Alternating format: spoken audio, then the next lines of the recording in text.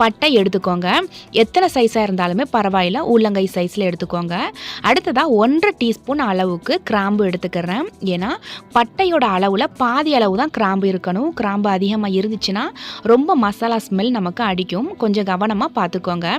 அடுத்ததாக கல்பாசி எடுத்துக்கிறேன். இது நம்ம உள்ளங்கை அளவில் நல்லா நிறைஞ்ச மாதிரி எடுத்துக்கோங்க. சில பேர் பட்டை கிராம்பு ஏலக்காய் மட்டும் போதும் அப்படின்னு சொல்லுவாங்க. கிடையாது, பர்ஃபெக்டாக இதே மாதிரி பண்ணிங்க அப்படின்னா நீங்கள் பண்ணுற பிரியாணி எப்படி இருந்தாலுமே சூப்பரான டேஸ்ட்டாக இருக்கும்.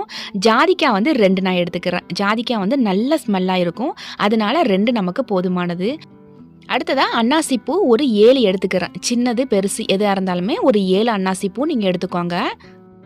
அடுத்ததாக ஜாதி பத்திரி எடுத்துக்கிறேன். ஜாதிக்காயோடைய பூ தான் இந்த ஜாதி பத்திரி, அதனால் ஜாதிக்காய் நம்ம 2 எடுத்துக்கிட்டோம். ஸோ இது வந்து ஒரு 4 எடுத்தால் மட்டும் நமக்கு போதும். அடுத்து பார்த்தீங்கன்னா ஜீரகம் வந்து ஒரு 1½ ஸ்பூன் அளவுக்கு நான் எடுத்துக்கிறேன்.